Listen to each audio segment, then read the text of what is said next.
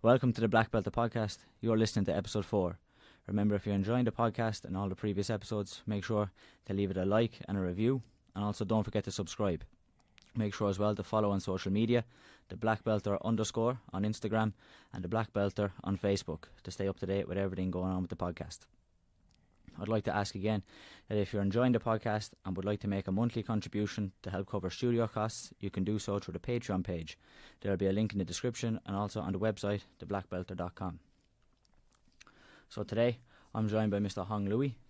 Hong has had an extensive career competing in ITF Taekwondo, amassing many titles. Some highlights being winning a European gold in 2012, a world silver in 2011, and being part of the male sparring team that won gold at the 2013, 2015 and 2017 World Championships. Hong is also the head coach at Newbridge Taekwon-Do, where he passes on his knowledge to younger generations. Hong has also competed at European and World Kickboxing Championships as part of Kickboxing Ireland, a highlight being a silver in points fighting in 2016. Today I talked to Hong about his many experiences throughout his martial arts journey and where he sees his path going into the future. So, let's get into it. What's up, Hong?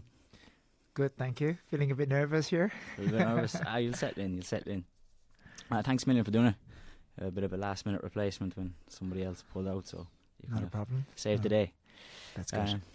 So we'll start, I think, where I've started again, all the other podcasts, because I think it's always a good story, interesting story. How and why did you start training Taekwondo, martial arts? I think there was a bit of a sibling thing, really, because there was I've come from 4 sisters and a brother, and they were all doing kind of Taekwondo, and I was the young, I think 3-year-old. I was 3-year-old then. The boldest, the naughtiest, Cheekiest. the cheekiest, not allowed to do Taekwondo because it was just too bold. I think my sister, the 4th sister, she was 5 years old. So 5 of them was doing Taekwondo with. So you're the youngest. Youngest of 6. That's all. Youngest always the cheekiest. Huh? Doing my best. I would say learning from the eldest, really. That's what happens. It goes downhill. Yeah. So they were, I think our neighbor at one point, she was a 3rd degree. This is back in Malaysia. So I think my mom and dad asked them if they were interested to kind of teach next door. So literally they were teaching 5 kids in the so-called backyard. The garden? In the garden. Because there's a gate and then there's like the car park kind of rolled out. Yeah. So that's what teaching 5 of them. So me, 3-year-old, just kind of can only peer through the fence. Didn't let you join in? No. That made you want to do it more, I'd say. I think so. I'm not sure why. I just remember at that time. And then when I was finally allowed to do it, I think I was 9 years old. That was like 6 years later now.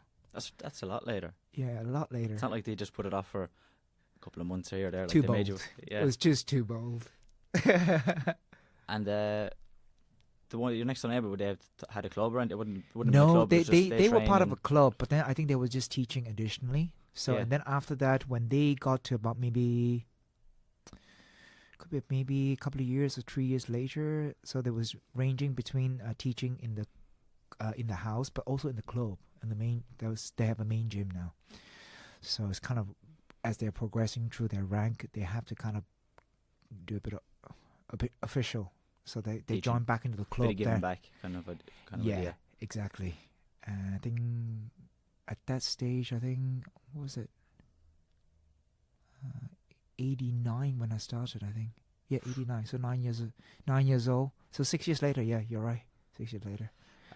And in Malaysia, is it a common thing, like practicing martial arts? Would it be part of that kind of culture just over there, or? I think yes and no at the same time. Would it be common for nearly everybody to practice martial arts? Probably some sort of martial art. Yeah. Just even if it's not like Taekwondo, it'll be, I think, some sort of Malaysian martial art called Silat or some karate. It's still big then, you know. Yeah. You know, the influence of at that time 80s is the Karate Kid. That just cannot really avoid the scene, though, isn't it? Yeah, that was That was one of the ones that got me into Taekwondo. Or really wanted to compete. No Was way. that? Yeah, it was. Well, when I was training a little bit, and I had competed a bit. But when he wins that big trophy at the end, I kind of That's thought, true, though, I isn't thought, it? "Oh, I'd love It's a the bit, American dream. love a nice big trophy like that." Like, so that kind of really intrigued me. Yeah, but so it is kind of the same over there then, obviously, because I think so. like here talking to everybody else, like Adrian, Adam, John, so far, it was movies and TV that got them interested in trying to start the martial arts. So it's obviously similar over there. Then you would have moved to New Zealand then. Yeah, for I think a while? I stayed on. I think my brother and sister. I think at that stage, I think it's more education. They moved to New Zealand first, and I think in the 1990. So I stayed back till a good few more years back. So myself and my fourth sister, and then we just kind of stayed back a little bit, and then the four of them moved to New Zealand for education, and then I kind of continue Taekwondo, and then I think got my black belt. I think 92 or 93. I can't exactly remember. Then I started competing in the. There's no juniors then. It's just, yes, you didn't compete. I was just going to ask you. You there's didn't no compete as a juniors. color belt or anything. It was. I don't really remember those stages. I just remember being. I should just remember competing as a black belt, but then there was no senior. I was a bit scrappy. Still is. Yeah. Just not really your typical like good, pretty looking fighter. That kind of way. It's just a bit Stuck in. Yeah, just get stuck in and just fight. And I think got put into adults. Yeah, fighting adults, and then I think that toughened me up. It was either gonna scare me, or it's gonna work the opposite way, toughen me up, and I think it did. Fighting with those like big Indians and Malay from the military, they come from the military background. Baptism of fire. Big tough guys. I think you used to fighting. You kind of don't know. At some point, I remember there was a few of them.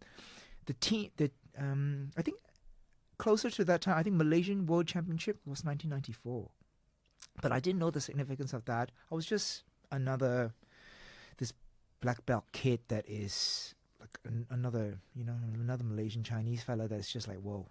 But I didn't know there was a world championship that was happening. I just knew there was a big championships. Didn't realize it was that big. Yeah. Until when I moved to New Zealand in '97, and then I think I stopped for a little bit. Chinese, just want to play, so I got penalized for not. I just need to study, and then I think I took a year off. Then I went to New Zealand, and then picked it back up again. Who would you have been training with at that time? Do you remember? My sister found a club. It was kind of a Mount Albert club, and it was with a guy called Andrew Niven. I think he was. Oh yeah. I think he moved Andrew. to Germany at that stage. Yeah.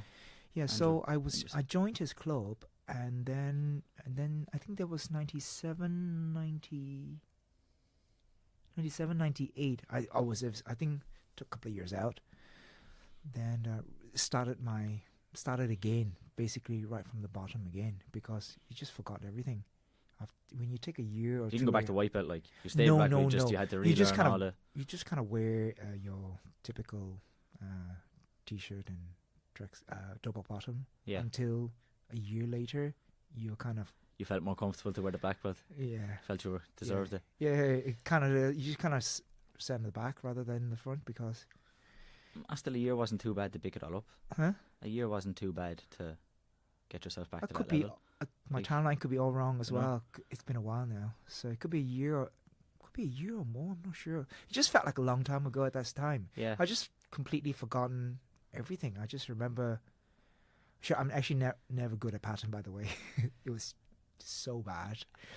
The only time I actually win bronze was because there was 3 people. Was that it? It was actually that bad. You could actually you will cry. You will actually cry when you look at my patterns. And would there just not have been a focus too much on patterns? Would you have spent more time training the kind of sparring? I just find it was just too difficult. Yeah. Don't think it was just. I didn't think I wasn't talented at all. It was just, I would cry looking at myself doing patterns. It was actually that bad. Yeah, that's kind of funny. Like that shows because your patterns aren't bad now. So, do you know, But it's so funny. if you stick at it, it might take a That while. is very true. But if you stick at it, they can improve, and if you make an effort to improve them. It was actually Master McPhail. At that time, Mr. McPhail, he was saying to me, I said, he said, you're not bad in sparring, but you can't keep this up in pattern, because if you do well in sparring and somebody looking at you doing patterns, they can't take you seriously. I was like, okay, that was kind of a little whack on my face actually, and I took that as a challenge, and I think I teamed up with a chap called Daniel Jackson at that time, and I think we went to the same uni together in the University of Auckland, and then I remember we just tried to meet up maybe 4 or 5 times a week just to work on the patterns from my side, and I helped him to get better in his sparring, and it was a nice little trade-off there. Yeah, trade-off. Nice little arrangement. I think after about a year and a bit, because I think it was 3rd degree, I can't remember, 3rd or 4th degree. So we were not really competing against each other. So it was a nice symbiotic you got through the grades relationship. enough for somebody who was bad at patterns. Huh? You got through the grades fair enough for someone who was I bad at know, patterns. just get through the patterns. It's not like it needs to be pretty, you know what I mean? I remember that. And then I start putting some hours in, and then eventually get through, I start winning bronze, because there was actually I win 1 or 2 rounds, so that was actually very enthusiastic, because sometimes, you know, even in sparring, you're gonna have your down times. I mean, I would say I'm not the most talented fighter in the world. I just work hard. I'm not the most flexible person. I work very hard, so kind of I told myself that at that stage, that if I can actually do well in pattern, I think then the next stage was like, if I can actually start doing well like this, I said, you know what, why don't I try and win some titles, like internationally? Yeah, why not? It was more of a dream rather than it was a goal, like, as much. It was like, and we were. Wouldn't that be great sometime in the future? Yeah, wouldn't that be great? We were in New Zealand. It was like we were so far away from everybody. And when I got selected into the 1999 championships, I was actually very underweight. I was like 73 kilos, so I was fighting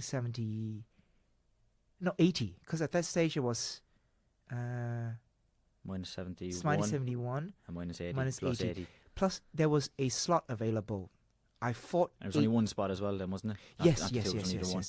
And there was 8 people contending for it, and I remember fighting and then won that slot. Then I thought, oh my God, this is a big chance now to go to Argentina. And then that's when I knew the Malaysia Championship was apparently one of the most successful championship in.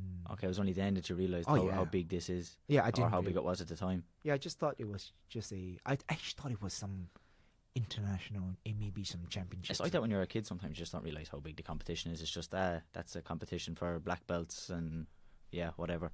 It's only when you kind of get closer to it that you realise, oh, this is a big deal. I went to Argentina. I was 19 years old. First big world championship. Completely overwhelmed by the whole thing. But just like, I think the whole association was still together then. It was in Argentina. It was so big. It was actually. I think I scared myself more. I think I just went into a little cocoon. Didn't know what to do. I just thought, I'm gonna get killed. I think that happens quite a bit for everybody's first one. Do you think? I think so. More so as juniors have it more so. You would have been senior at that first one. Didn't know anything though. Do you think there's no social media, so you couldn't really check anybody out? Yeah. There's nothing. You just know about this, like, whoa, what's out there, and you can only dream of, because there's no video synopsis of. You have to see it firsthand. See what it's like, and then kind of see what you need to do to win. We just knew that at that time Korea was very big, and then obviously I knew that Malaysia was quite good then. I kind of got the review, and then got there. I did the best that I can, but I think how would you say? I completely kind of froze up. Really, I would say that was my first championship. But then that really taught me a big lesson. Yeah, it didn't put you off though, did it? No, I just thought. Do you remember I mentioned at that time, if I could do well in the patterns, I just thought, you know what? Then I kind of treated it as more like a challenge to stand on the podium one day. I know it's a long-term plan, but I may not get there. But at that time, I just thought, you know what? Isn't it a nice dream? Even just to work towards that. Yeah, but like you said, something long-term, maybe many years, just to keep chipping away at it. Yeah. Do you know what I mean? Just something to keep you Maybe it'll take me a little bit longer, but I may get there one day. I remember thinking like that. Then I suppose I just keep going in Italy in 2001. And then I went back to, I think, fight 71 kilos then. Again, World Championship has been a little bit of a, how would you say, touch and go for me, in the sense of always some sort of doubts. Fighting the biggest is myself. Every single World Championship, I just kind of bottle it. I think until I went back, until I decided enough was enough. When I graduated in 2003, when there was a World Championship in Poland, I just thought, let's pack my bags and let's move to Europe. Let's see. Put on the big boy pants. Yeah, see if I can actually maybe swim with the sharks, and see maybe I could probably have a chance to get better, if that makes sense. The World Championships can be daunting. I know for myself, like I'd always get more nervous at a World Championships than European Championships. I don't know, because I think there's maybe a European Championships every year. You get used to the same faces, the same countries, but then you go to a World Championships and you have all these unknowns, maybe from Argentina that you haven't seen compete, New Zealand, like all Canada, all these other countries that you don't. Well, you could probably see them more now because of social media and that. But for a time there, like, you wouldn't really have a way of checking them out. So you kind of like, oh, I don't know what this guy's going to do, or you get a little bit more nervous as opposed to being at the European Championships where you kind of maybe know everybody and know what they're going to do. I wonder if it's also the World Championship thing. As well, like World Championship, do you know what I mean? Yeah, and it's like that. It's once every 2 years, and it pretty much is like the equivalent of our Olympics. Yeah, you know, it is. So like, it's the biggest thing you can win for us in ITF Taekwondo. So I think there's like that thing with it as well. Yeah. I think the biggest help was actually when I moved to Ireland. Yeah, I think maybe everybody is so, everything is how would you say, it's organized at that time. I think in 2005, 6, 7, we weren't really that organized, but the difference was that everyone has a fight for some reason. The Irish fight. The likes of, I think at that time it was still one slot. Stephen Ryan. I think I must, as much as everything is, I think it was a big, how would you say, like a nemesis, that kind of way. Yeah. In Ireland, he's always pipped me in patterns, and I just pipped him in sparring. It was just that whole fight was like a challenge, a drug. You need that, yeah. And I think if it wasn't for him being there, it's like almost like how would you say?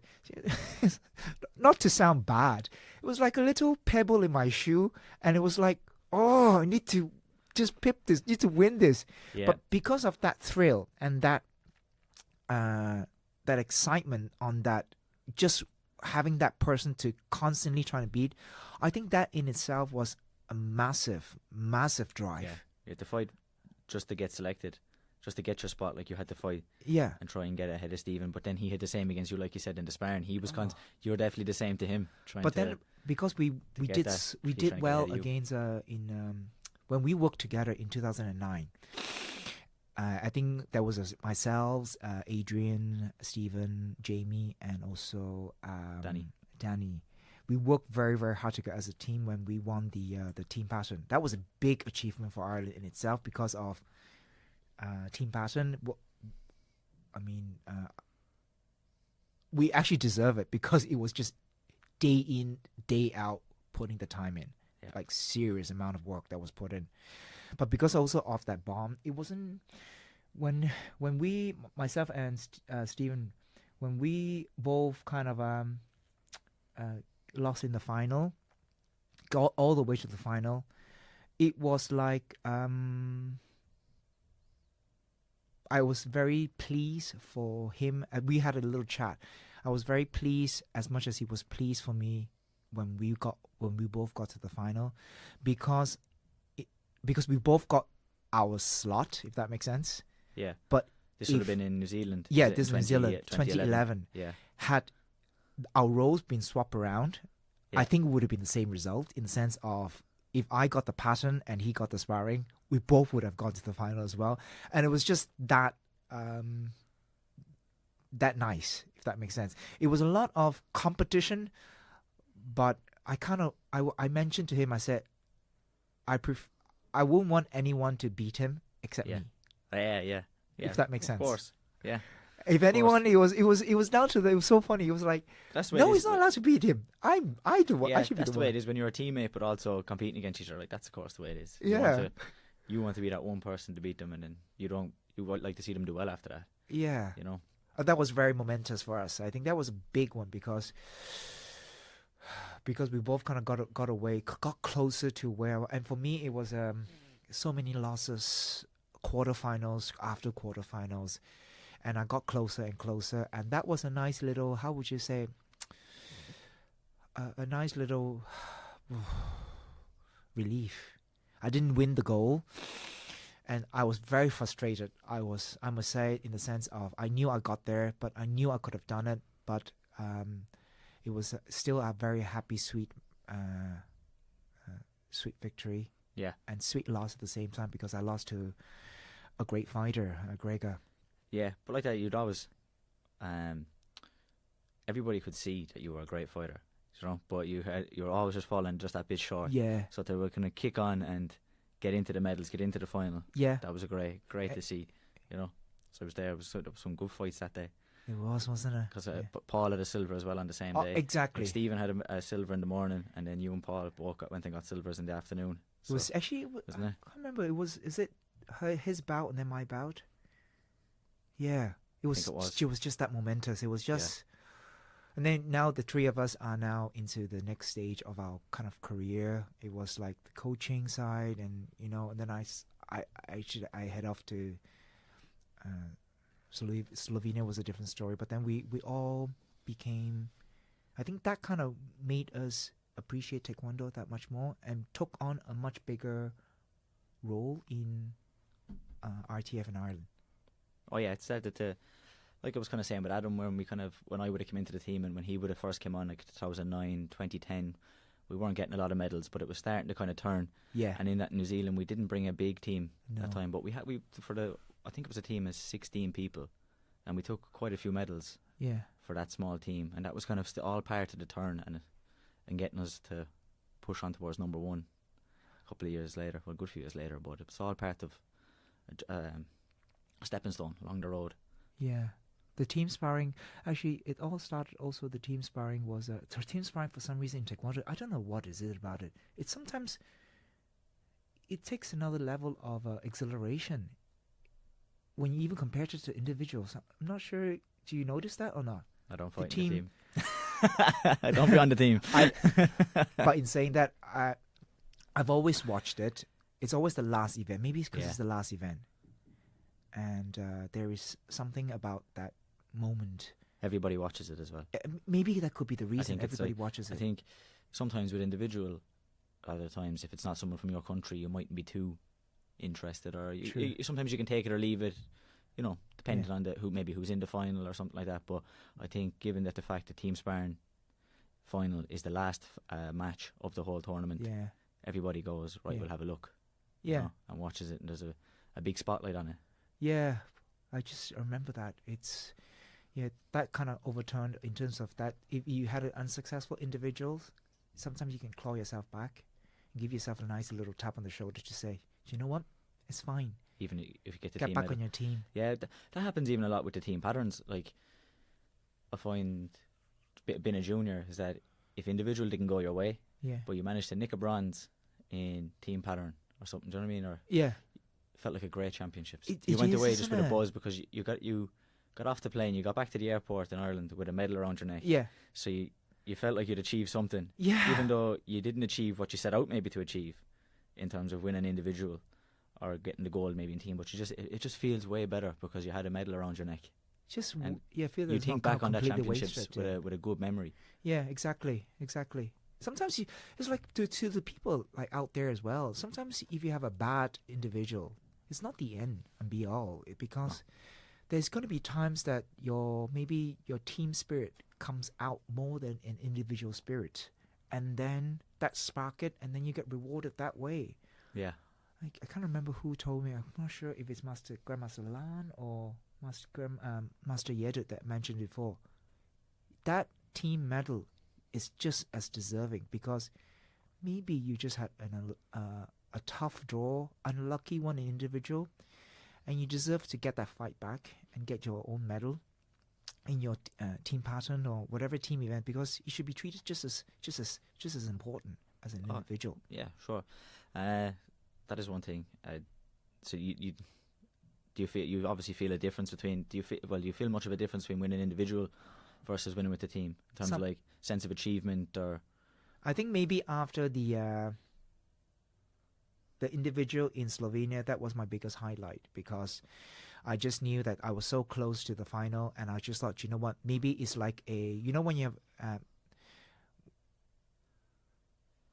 water dripping on a glass of water that's full, and it's just not quite there yet. Yeah. And I just knew I just need to get it tipped over. And at that point, I just thought, you know what, fighting is not enough. So I just needed to relearn a lot of new things. I'm messy. And I just thought, you know what, why am I being so stubborn? I remember that was a pinnacle. That New Zealand was a very, very important year for me. And I remember a few coaches told me, Master Willie van der Motor, Grandmaster Lan, and Master Yedut. I remember the three of them because they influenced me in different ways. Just because maybe I went to their summer camp, or just I bumped into Grandmaster Lan when I was actually doing overseas trade. When I kind of came to Europe. Yeah. So it's all like a cosmic chaos, that type of the whole scenario. And I remember them telling me, I say, doing the same that you always do, you may get there, but a lot slower. If you want, you're so close already. Why don't you just change it up a little bit? I think just kind of thinking back, sometimes watching you, you need to work on the gamesmanship a bit. Yeah. Looking at the score, playing the warnings. Just sometimes you were go. Yeah. You'd fight, and then sometimes you'd end up getting caught, and then you'd lose. Like, I think back to like that fight you had with Neil Ernest in Sweden. Oh my God, I remember. Like, that fight was it was savage, that fight. And you were going to town on him, like, but then you kept going even though you were up on the score, and he clipped you a couple of times. Yep. And he got himself, like, you let him get back in. Whereas I think like the turning point in New Zealand going into Slovenia, you started to play the scoreboard a bit more, and you didn't keep going. Like, you kind of hang back a bit then when you had the lead. It was, and play the warnings, and you things actually like hit the that, nail on the head. you know. I actually didn't even know I was leading. Yeah. I didn't know. So I remember Master Cooley now, he's shouting over, say, "You got hit," but I couldn't hear. I'm blind as a bat. Yeah, Can't see anything. So, and I do remember, because fighting against hometown, that was tough. Slovenia, but I think that was great as well. You got, because you lost to Grega in the final in New Zealand, but then you got it back then. You know, it was like the perfect match for you in the final. Do you know what I mean? Or like to get it back. I fought him again in 2000 later that year. I know, in, yes. in For Slovakia. Colin and Gregor, yeah. And then lost to him again. And I just thought, you know what? I said, if it was a loss again, I said, it makes no difference here. So I just thought, fighting against him, against hometown, I said, I need to fight a different tactic here. So I couldn't get the scoreboard up because maybe I was a bit scrappy. So I said, do you know one thing you could always beat in is warnings. Yeah. So I fought game plan, forced, unforced error. And then suddenly the board tipped that he made 2 errors. And suddenly I was up 4-0. But because I was making tipping, I didn't know I was up 4-0 until it was just, I knew when I created warnings, maybe that could have pipped me back. And then suddenly I was able to have a chance to look at it. And suddenly, shit, 4-0. Sorry, my language. No, you're all right. And We can say what we want. and then suddenly he got towards the end. I remember I remember vividly here. He got angry. He hit me very hard, and then he got a deduction. But I was already up 4-0 then. I couldn't think. I couldn't see the clock. I could see the clock. I knew I was only a few seconds. I have about maybe 20 seconds left. But he got a deduction. But I was up 4-0. So I thought, you know what? I could play a little hard contact here. Yeah. Because he's already given me a hard contact. So instead of hanging tight, I burst forward and actually did a little bit terrible contact. Because I knew he's already been given a deduction. So the maximum I'm going to get is a deduction. Even it back. Yeah. But that means I will still be up 4-0. Yeah. Because I can't see. So that's the only thing in my head. So I went forward and just continuously punching while the clock was still ticking. So I got 1 deduction. Then I said, that means I must have only a few seconds left. So I just literally just kind of put my feet up as if I was... And I just remember suddenly, I could win this. And then suddenly, all I continue is if he doesn't burst forward, I should be fine. Putting my leg up. And then suddenly, that was a very momentous thing. But it was all calculated in the sense of there's nothing else I could lose. There was nothing else I could lose. And then that was tough too for Gregor in itself because home championship. This home championship, obviously because we've been fighting for so long. Did you take any? Did you in the match? Well, you said you're blind to bat, so probably not. But did you take any notice of the guys outside the windows with all the flares and all that? Did you? I only knew that on the video. Thank God I was blind. Oh, it was unreal. Sitting in the stand, it was crazy. Thank God I was blind. It was like being at a soccer match. Not a taekwondo competition. I couldn't believe it. It was nuts. I couldn't believe it because the guys was telling me. But then I think there was the guys was on their side, but all the other countries that's non-Slovene was on our side. Oh, all going for you, yeah. Especially because when all the guys outside the windows came out with the flares, it was like that got everybody else from. Yeah. Well, we have to cheer for Hong, so you have to cheer for the other guys. Exactly. You know? But I remember even. I was sitting up in the stand next to Eddie when you were fighting in the final, and every exchange being like, "What's the score?" I couldn't see the score. The angle he was sitting at, he could see the scoreboard. So it was like, "What's the score?" And it's like, he's still up. But there'd be an exchange like, "What's the score? What's the score?" He's like, "Oh, he's still up." It's like, it's like you thankfully like every exchange. Like, what's the score now? He was like, but I remember there was this one score when it went to a draw, and it was an exchange, and it went to a draw. So that was, and that really, it didn't really hit me, and that I really felt I grew from that because I just that,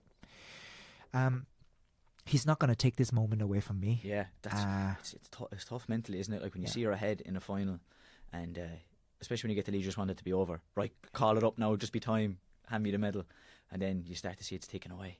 And you're like, shit. So I have to get it back. I'm actually having goosebumps while I'm actually even talking to you right now. Nice. Just going back there. That's what we want, yeah. Oh. But yeah, so I remember the final of the Worlds. I was 4-0 up at the break. Yeah. And then it came out and I was 4-0. Yeah. And next thing it was like 3-1. Oh. 2-1-1. 2-2. It's like, oh shit. Yeah. So then it's like, right, you have to go and try and pull it back. Like, but it's tough to break that momentum. You know. Like I had got the 4-0 and then because you had 4-0. Yeah, and then he was coming and he was taking it back, like, and it was kind of feeling like if this keeps going, it's going to start flipping 2-1-1 to him. Yeah, and it's trying to just break that It's momentum. actually chipping you on the inside a little bit. It's like, isn't how it? do you do? It's just like, and you know you need to refocus and kind of Yeah. settle and just get maybe one clean score or get the best of an exchange, and you're just. It's tough, like in the fight, and you're having it's all ticking through like 100 miles an hour in your head. You're fighting in your head, and then you have to find this so-called dig deep inside to pull this one out. Like, seriously, where are you going to have this energy to pull this one out? Boy, you find it somehow. Yeah. You know, just I think it's when it's the final, you just leave it all out there. Yeah. You already mentioned them, Grandmaster Lang and Master Willie Van der Mortel and Master Yedu. That they would have had. They had much of it a more effect? from a because they know me for they know me when I was kind of nobody. Yeah. And those are also the people that you Would it be one of them that's more influential than the other, or would you kind of credit them all the same for? I what would they would've- actually give them credit quite all the same because they have lifted me at times when I need them in different times because we're all very busy. We're all busy at that certain time. And I think I keep losing in the quarters. And you're just trying to look for that one help, a light, a bright, something to help you to just tip it over the edge. Yeah. And there's not one really that is kind of helping me more. It's more, they probably help me more on the mental side more than anything, growing as a person and still being able to have a life and still being able to be good in Taekwondo, but also never to be too selfish on myself, even when I'm growing, kind of bring people with me. Because you can't really be good in Taekwondo by yourself. Yeah, you're only as good as the team around you as well. You know, so that's the thing about sparring. You can't really train it without a partner. You know, do you know what I mean? patterns you can do it on your own. Yeah. Sparring very hard to practice on your own. Like you need, and there's you no need, doubt you need a that's partner. why, you need a partner. So to even just hold pads for you. Yeah. Essentially, like never mind just spar, just even hold pads. You're going to need a partner. So you're only as good as the team around you. So you have to kind of try and bring people along with you. Yeah. You know, so it is a team effort to win the gold. I kind of feel like over the last few years has been obviously Ireland being the most momentous, obviously because it's kind of brought it all back. But because it was just round after round seeing all your teammates that you've seen from when they were younger to yourselves, and then seeing them all achieve successes, and then us achieving our third. It was more like a dream come true, like to go up against one of the strongest team, Poland, in the first round. Yeah. If Poland won, they would have won that as well. That was probably our final. I think it was the final. Yeah. That was our final. But yeah, Ireland was unreal as a championship. It was insane. I don't even know how to describe just it. From the individuals to the team to just the week. The whole week was just unreal. Yeah, it was. I don't even know how to explain it. Like Because the journey that we actually had about 10 years ago to now, like that's only 10 years. Yeah, and but the thing is, like even like you mentioned, winning the 3 team sparring events in a row, male. When you first won in 2013, like you couldn't have imagined that. No. Like winning in 2013, the first one, like that was such a big deal. Like doing that the first time, like, you wouldn't have thought like going forward, or Ireland win the next one. No, and they'll win the one after that. It's not the same even you know? winning the individual as it is with the team, because you find there's a different buzz off it. Like you said, it's maybe it's because you can't do it by yourself. Yeah, there is a certain. I'm actually having so much goosebump at the moment. I'm actually. I love it. That's what you want. Winning the individuals was really, really good because it's yourself. But winning it as a team is because you're using each other's strengths and weaknesses at different times, at different rounds as well, playing into the right calculation and the right game plan to win. And there are so many rounds before you even get to the last round, the final. And every single finals was so different. Every single team team sparring that we had was so different, and I still remember pretty much every single one of them. The tactics that we had to go through, And there was just no. I remember we just said we didn't even put in our ego, nothing in there. Yeah. We just said who can beat that person, who is even capable of beating it, that's what you need. It's not about and humble enough to say that I don't want to deal with this person because I'm a little bit unsure. And that click, that moment there, it was like 6 to, including your coaches, 7 people in there. It was like a moment only we can share ourselves. Yeah. And all the vulnerability is all out there as well, because we say, I don't want to fight this. And then you suddenly you also see another person that step up and say, I can do this. And then you see the strength coming in within a little. Yeah. And then you see the matchup that you do fancy. Yeah. And you'll step out then. Yeah. Yeah. And it's kind of interesting as well. Like, there was only 3 people who were on all 3 teams, isn't that right? Yeah. You, Adam, and Darren. It was. So that's kind of cool as well. Like, it was very nice. But it shows the depth there as well. The depth. So, I mean, like, to have basically nearly 3 different teams win. But I remember I really fought my hardest to come to that team, because Ireland at that stage in 2017, I'm not being like big head or anything. Any 6 people in the entire Irish team could have taken that spot and would have still won it. Yeah.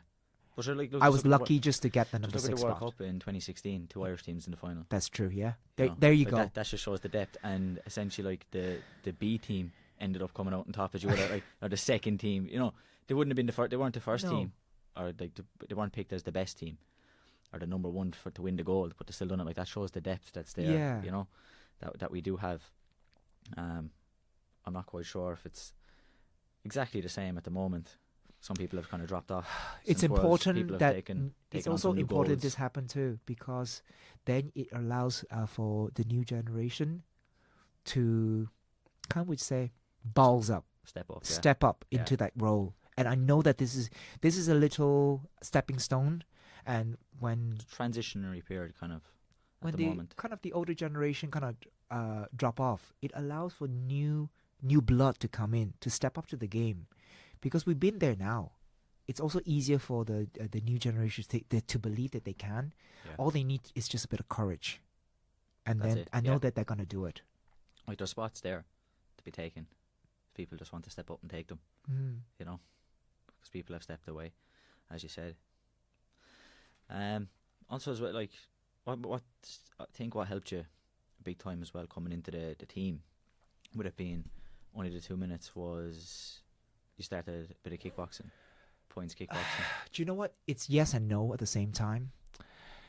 I think it helped you, because you ended up nearly always fighting the big guys. Yes. And a lot of the times, you'd go out and try and scrap the big guys. Like, Correct. You go out and try and fight them, and you're just not going to win that, No. because like, they're just too big.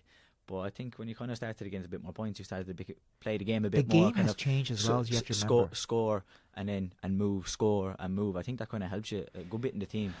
It was the right timing that I actually moved over. That's the thing, because in the sense of, it was always my weakness, because I love to scrap. Yeah. That's just me. I love to scrap. But the transition of the whole championship, since 2012, was I realized that on the weakness side was that I was beginning to kind of against a medium size, and they was just way too fast for me. Yeah. And I couldn't have the time to catch them out. And so I wanted to also do something different too, because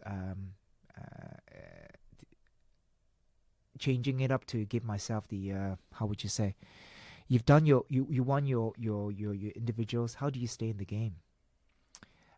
Winning the team was such a buzz, but how do you stay there? Because the game has changed now. And that's also the beauty of Taekwondo. Is I know people say it's not as hard as it used to be in the contact level, but I find that when the game changes, and if you can flow with it, it makes you relevant. Yeah. Can you adapt to it? And I knew at that time I wanted to try something different. I remember Sabina also mentioned, I said she actually found me a club for me to go into, one of my training partners, Robbie. And I have no clue. I would say it was like back to doing patterns again. It was just that bad. I just didn't know what to do. And then bit by bit. I remember even I didn't get selected for that slot. You joking me? I fought the whole 2 years, fighting, and just keep losing it out, to eventually just keep flying around the European countries just to get more experience, because it's a new sport for me. Yeah. Until even 4 weeks before, I was not on the team. Not the best preparation then. Not the preparation. But what I've been doing was I was fighting nonstop. There was a slot that came up, and then suddenly I just decided to take. I lost the first slot. There was fighting for 79s. Yeah. Then to another colleague, another teammate, and then 74 came up, and then I fought again, and I tipped it this time. Then it was 2 weeks we were due to travel, and then we won to the Europeans in Greece at that time, round by round, and suddenly I end up in the final. I was like, God, what just happened here? And this is just so overwhelming, because for a sport that I'm still very new at it, I was able to kind of do my time, and really shows that don't give up right until kind of right to the end, really. Yeah, well, I remember seeing it. I thought you were going to be up against it, to be honest, because I just didn't think like your style, from what you had been in Taekwondo, I could adapt. Going into points, and like it was your first championships in that, to kind of, and then like you said, you just popped up in the final. It was like, Jesus, silver for Hong. It's like fair play to him. Bit of luck. Yeah, I would say it has helped me a lot in the sense of keeping me on my toes and keeping my style current to the new style. I have to admit, the style in comparison to back in 2012 is completely different. Yeah, very different, and I'm glad I'm able to move. Yeah, like that final you had against Gregor, you wouldn't see much of a final like that now. No, just be pulled up for the contact. Yeah, but that's okay too. Yes and no. I think I don't like to see a referee stepping in and deciding matches. Sometimes it's like, just let it go a little bit. But what can you do? Like, unless you are going to change the rules, will you? Are we able to? Does that make sense? Are we able to dictate that much that we are able to say, can we go back? Do you think that we will ever have a chance to go back to 212, that type of style? I'm not sure. I don't think so. So if we can't go back there, then we have to adapt as our own style. How do we teach our students? I just think sometimes the referees could maybe just leave it go a little bit. I do agree with that. You know, I find a lot of the time there's sometimes just minus points just dished out. Yeah. And I'm actually scared of fighting because of the minus point, honest to God. Yeah. Because I actually have to dish out all my old style. But like, you don't like that. I just don't like to see matches decided by people getting disqualified for contact. Yeah. Just I wonder if that could be some of the reason why some of the good fighters around the world could be leaving. I'm not sure, because they are unable to express themselves a little bit. So I'm also a bit worried how the sports is going to be catering. Just look at the last, look at minus 70 at the last European Championships in month disqualifications. Yes. Like before, to see one disqualification in a championship was massive. Yeah. Now they're just been dished out. There was 4, was it? If I'm not mistaken, yeah. I think so. It's just, I just don't like seeing it. I just leave it go, you know. Especially if it's not one person being bullied, you know what I mean? If it's even, if the contact is even enough, and it's making a good fight, and it's not overly scrappy, then leave it go. I agree with you over there. You know, if it's looking scrappy, fair enough. But if it's kind of clean shots, but they're heavy, then just leave it go. Yeah, that's fair. Kind of the beauty of it as well, isn't it? Let's see what happens. You know, because a lot of the time, even if you have one person and they're well up, like they're ahead 4-0, you know, they probably won't trying to put more pressure on the person. Like, they probably will sit back a small bit. Like, they won't look to step in and hurt them too much, you know. Yeah. Or at least if you give them one minus point and a bit of a one, they might back up, you know. Like, but it's usually even enough. It is. You know what I mean? And then it's just the referee just either gives a minus point to each person, or it's kind of just picking one which looked a little bit wilder. You know, the contact might have been the same, but who was throwing, then it's the one who was maybe throwing a wilder punch that ends up getting the minus point. And it's like, just leave it being even and let the scoreboard dictate who's going to win, not the minus points. Yeah. You know.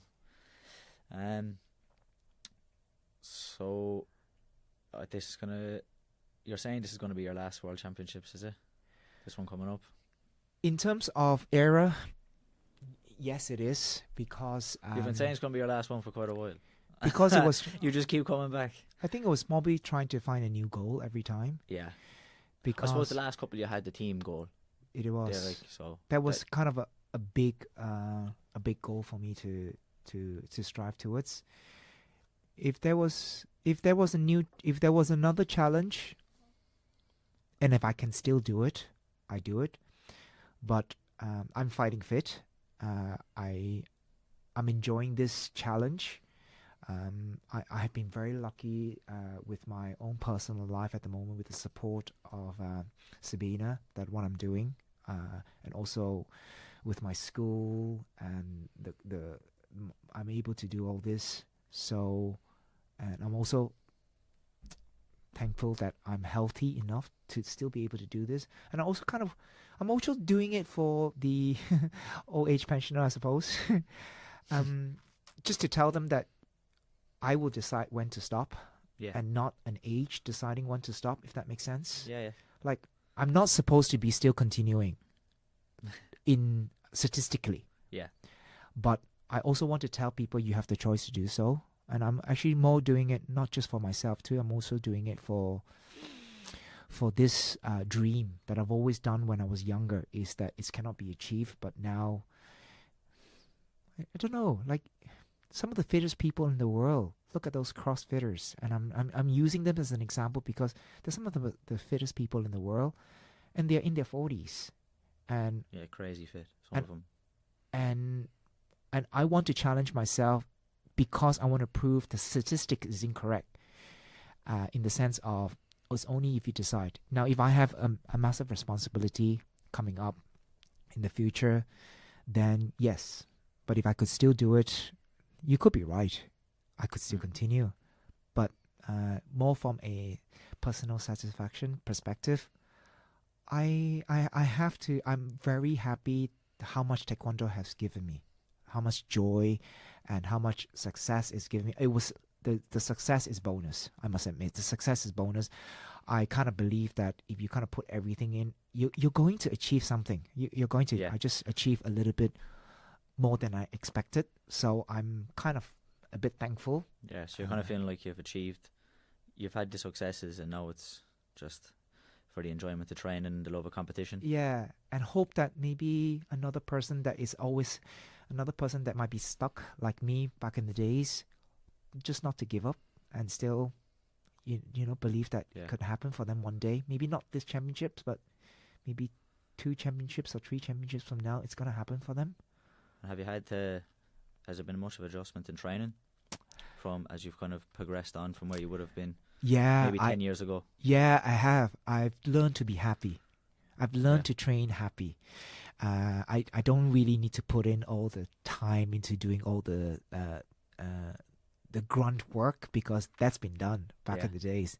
Now, it's not even about tactical work. It's just about being happy, spending time with my club, making them to be the best that they can possibly come, not even as a fighter, but more of an ambassador. Whether in patterns, sparring, special technique, and power breaking, we teach them in order. We put enough equal time into the club, because you just never know what kind of champions they will be. You can't just predict that they're going to be a sparring champion. So you just have to give them the equal opportunity as much as possible. The best shot at everything. And if they turn out to be a good fighter, then you give them that. And that allows us, myself and Sabina, to grow also as a better instructor and learn to link with other club members. Adrian, he has very, very tactical stuff. You have people, Jamie, who's very, very, Jamie Rigney, who's very good at power breaking. And I think we've brought many people to our clubs as well, because we believe that we don't know everything. We want our students to get to know some of our champions like yourselves. Yeah. Like, I mean, how you adapted to maybe a smaller fighter against a bigger person. How do you do that? I mean, just different styles. And if our students and myself, even for me, I could learn a lot from you guys, because just the way you fight and how you adapted. And it would be too selfish or too arrogant to say that I can't learn from other people, that I know it all. I think that it will be quite, I don't know what's the word called. Narcissistic. Is it narcissistic? Narcissistic. To think that you only know everything. And I prefer to go slow and actually let's win together. Yeah, there's definitely that. Like I said, part of winning with the team. Yeah. You know, it mightn't be on the mats winning with a team, but it could be with your students. Maybe that's why it could. Maybe it could be the reason why I'm coming back as well. Because I'm thankful enough. One of my students now is in the team now, in the junior team. So that's another stepping stone for us now. Has that not maybe made you think about stepping back more? Yes. Put more focus with them. Yep. And then definitely. Potentially less with yourself, because yep. I'd imagine it might be tough to split between the two. Yeah, you're right. Dead right. Yeah. Yeah, because seeing them success, it's actually quite humbling actually. Yeah. To see them being so good themselves. It's a bit scary how it's a bit emotional sometimes as well to see that. Kind of almost there's a kind of catch-22. Wish that you had that opportunity when you were younger, to have somebody on top of like that. And also now that wasn't given, we want to change that history by us being able to provide for our students ourselves, and hopefully we will have more students and be as successful as some of the bigger clubs in Ireland. Yeah, that's true. Have you found would you have had it in more or less strength and conditioning, or I don't know, yoga or anything like that, as you've kind of? Yeah, I've started doing a lot of strength conditioning and calisthenics and all this stuff, because like I said, I want to challenge my body in such a way that. But the fact you're physically still going, you know, yeah. I'm kind of interested there to see, like, or to know, is there anything, let's say, special you're doing? Maybe it's not special, but you know, is there anything you've incorporated that's kept you fit, injury free? Yes. Some of the strength and conditioning has forced my mobility to improve. For example, I have a severe ankle from footballer syndrome. Yeah. But a good heavy squat and mobility has forced me to break through that. So actually even having a good bending radius stance, things like this, simple taekwondo orientated stuff that I probably wouldn't have been able to done before. But by putting some compression on those indirectly, has severely helped it to control the pain. And doing other bits such as all those calisthenics has also helped me to improve my upper body strength, so that I'm able to hold myself a little bit stronger against bigger fighters. Because I love to fight against them again in the team fighting. Nice. Yeah, like I said, you've been able to stay injury free for so long that's an achievement in itself, to just be able to, like you said, just be able to step on the mats. Yeah, yes. 20 years, you know. So like that is an achievement. But I think we'll wrap it up. Yes. It's been great, Hong. Thanks so much for having me on board. Thanks a million for doing it. Like I said, you stepped in and saved the day on the last minute cancellation. But super. In terms of social media, where can people find you? Instagram handle. Oh, Instagram. Yeah. Instagram. I'm actually learning to use the Instagram a lot better now. Looi Hong Kiet, it's my name. Looi Hong Kiet. We'll tag it in the description and that. And then just Hong K Looi in Facebook. Really. Nice. Make sure as well, if you're enjoying the podcast, to like, review, and also subscribe. And again, you can find the podcast on the Instagram page for the podcast at the Black Belter _, and it's just the Black Belter on Facebook. Thanks for having me. Lovely stuff. Cheers.